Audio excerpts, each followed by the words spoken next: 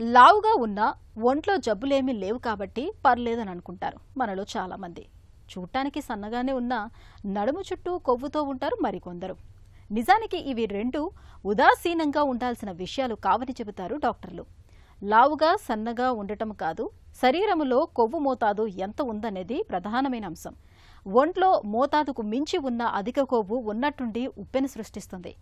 ఈ విషయంపై ప్రఖ్యాత లాన్సెట్ కమిషన్ ఇటీవల విడుదల చేసిన అధ్యయన పత్రం సరికొత్త వివరాలను వెలుగులోకి తెచ్చింది. మరి ఈ కొవ్వు ఉప్పెనకు అడ్డుకట్ట వేయాలంటే ఏం చేయాలో, ఎలాంటి జాగ్రత్తలు తీసుకోవాలో ఇప్పుడు తెలుసుకుందాం.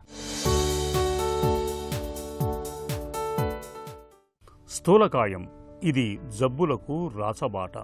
శరీర ఎత్తు, బరువుల నిష్పత్తిని తెలిపే బాడీ మాస్ ఇండెక్స్ BMI సూచి 25 పైన ఉన్నప్పుడు స్థూలకాయంగా పరిగణిస్తారు.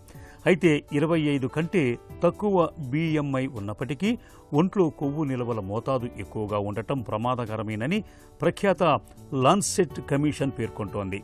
స్థూలకాయం గురించి ఇప్పటి వరకు ఉన్న అవగాహనను మార్చేలా ది లాన్సెట్ కమిషన్ సరికొత్త శాస్త్రీయ నిర్వచనాన్ని, చికిత్సా విధానాలను ప్రతిపాదించింది. ఒబెసిటీని ప్రీ క్లినికల్, క్లినికల్ ఒబెసిటీలుగా విభజించింది. ప్రీ క్లినికల్ ఒబెసిటీలో BMI 23 కంటే ఎక్కువగా ఉంటుంది. శరీరంలో అవయవాల మధ్య కొవ్వు ఎక్కువగా ఉంటుంది, కానీ అనారోగ్య లక్షణాలు, సంకేతాలేవి ఉండవు. అయితే వీరికి భవిష్యత్తులో జీవనశైలి రుగ్మతలతో పాటు గుండెపోటు, పక్షవాతం ముప్పు అధికంగా ఉంటుంది. క్లినికల్ ఒబెసిటీలో BMI 23 కంటే ఎక్కువగా ఉంటుంది. బాడీ ఫ్యాట్, ఫ్యాటీ లివర్, అధిక రక్తపోటు, మధుమేహం, గురక, శ్వాస ఇబ్బందులు, కీళ్ల నొప్పులు వంటి ఇబ్బందుల్లో కొన్ని గాని అన్నీ గాని ఉంటాయి. శరీరంలో అవయవాల పనితీరుపై దుష్ప్రభావం పడుతుంది. ఈ నేపథ్యంలో కేవలం BMIపై ఆధారపడకుండా శరీరంలో కొవ్వు శాతం ఎంత ఉందనేది పరీక్షించుకోవటం చాలా ముఖ్యం. ఆసుపత్రుల్లో హెల్త్ చెకప్లు చేస్తున్నప్పుడు BMIతో పాటు శరీరంలో కొవ్వును, మెటబాలిక్ రేటును కూడా లెక్కించాలని లాన్సెట్ పరిశోధన స్పష్టం చేస్తోంది. ఇక బాడీ కంపోజిషన్ అనాలిసిస్ పరీక్షతో శరీరంలో కండరాలు, కొవ్వు, ఎముకలు, నీటి నిష్పత్తులు తెలుస్తాయి. ఈ పరీక్షతో జీవక్రియ ఎలా ఉందనేది అర్థమవుతుంది.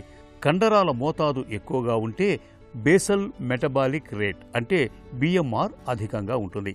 కొవ్వు అధికంగా ఉండే BMR తక్కువగా ఉంటుంది. జీవక్రియలు సరిగా లేనప్పుడు ఎక్కువ క్యాలరీలను తీసుకుంటే అవి కాస్త కొవ్వుగా మారిపోయి ఊబకాయానికి దారితీస్తాయి. మనలో చాలామంది రోజులో 1 గంట నడిస్తే సరిపోతుందని అనుకుంటారు. కానీ జీవక్రియలు మెరుగవటానికి, కండరాల వృద్ధికి కొన్ని బరువులెత్తే వ్యాయామాల్ని తప్పనిసరిగా చేయాల్సిందే. బరువు నియంత్రణలో ఉండటానికి ఆహారంలో క్యాలరీల నియంత్రణ చాలా ముఖ్యం. ప్రోటీన్లు ఎక్కువగా, కార్బోహైడ్రేట్లను తక్కువగా తీసుకోవాలి.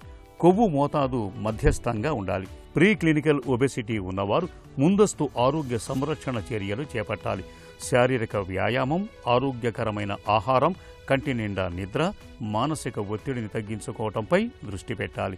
క్లినికల్ ఒబెసిటీ ఉన్నవారు హై బీపీ, షుగర్లను నియంత్రించుకోవాలి. తద్వారా అవయవాల పనితీరును మెరుగుపరుచుకుని తీవ్రమైన జబ్బుల బారిన పడకుండా జాగ్రత్త పడవచ్చు.